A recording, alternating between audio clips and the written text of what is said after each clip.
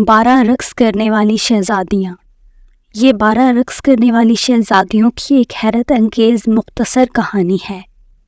ایک دفعہ ایک بادشاہ تھا جس کی 12 بیٹیاں تھیں۔ وہ سب بہت خوبصورت تھی۔ تمام شہزادیاں ایک بڑے کمرے میں سو گئی۔ شام کو بادشاہ انہیں اندر سے بند کر دیتا۔ بہلوئی کا بادشاہ ایک فخ میں پھنس گیا۔ ہر رات اس کی 12 خوبصورت بیٹیاں نئے جوتے لے کر بستر پر جاتی تھی، لیکن جب وہ اگلے دن بیدار ہوتی تو ان کے جوتوں میں ہمیشہ بڑے سوراخ ہوتے تھے۔ وہ بالکل بوسیدہ ہو جاتے تھے۔ بادشاہ نے شدت سے جاننا چاہتا تھا کہ ایسا کیوں ہو رہا ہے، لیکن اس نے کبھی کچھ نہیں سیکھا۔ اس کے بعد بادشاہ نے اعلان کیا، کوئی بھی آدمی جو اس راز کو حل کر سکتا ہے وہ اپنی پسند کے مطابق میری بیٹیوں میں سے ایک سے شادی کرے گا اور میرے بعد بادشاہ ہوگا۔ جیسے ہی بادشاہ کی شاندار تجویز کی خبر دور دور تک پھیل گئی، بہت سے نوجوان شہزادے اپنی پسند کی ایک خوبصورت شہزادی کا ہاتھ جیتنے کے لیے بہلوئی پہنچے۔ بادشاہ کی طرف سے ان سب کی اچھی طرح دیکھ بھال کی جاتی تھی۔ تب بادشاہ نے ان منصف شہزادوں کو سمجھایا، قواعد بالکل واضح ہے۔ آپ سب کو یہ جاننے کا موقع ملے گا کہ میری بیٹیاں ہر رات کہاں جاتی ہیں۔ اگر آپ کامیاب ہو گئے تو آپ میری بیٹیوں میں سے کسی ایک کو اپنی دلہن کے طور پر منتخب کریں گے۔ اگر آپ کو 3 دن میں کچھ نہیں پتہ چلتا تو آپ پتھر بن جاؤ گے۔ شہزادے اس راز کی تہہ تک پہنچنے کے بارے میں بہت پر اعتماد تھے، لیکن ہر رات وہ گہری نیند میں گرتے اور چاہے وہ کتنی ہی کوشش کریں وہ اپنی آنکھیں کھلی نہیں رکھ سکتے تھے۔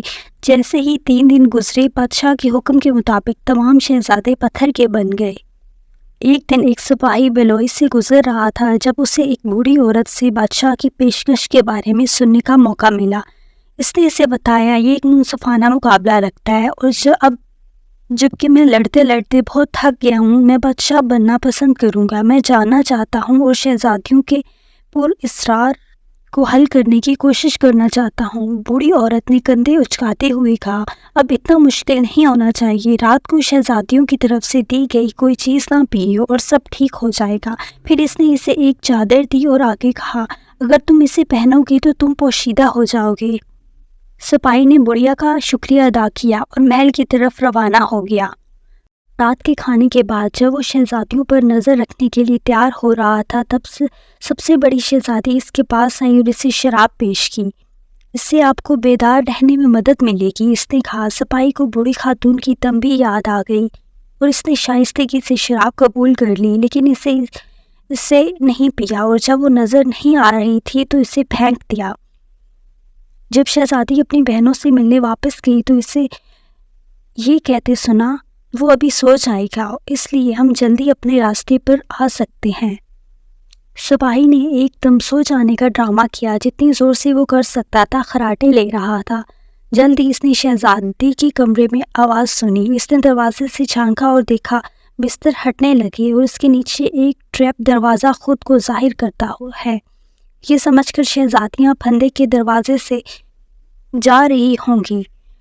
سپاہی اپنی پوشیدہ چادر اوڑھ لی اور اس کا پیچھا کیا۔ اس نے 12 شہزادیوں کو دریا کے کنارے چلتے ہوئے دیکھا، جہاں ان کے ساتھ 12 خوبصورت شہزادے شامل تھے۔ جلد ہی جوڑے ناچنے اور خوشیاں منانے لگے۔ یہ ایک جادوئی جگہ تھی جس میں چاندی، سونے اور چمکتے ہیروں کے درخت تھے۔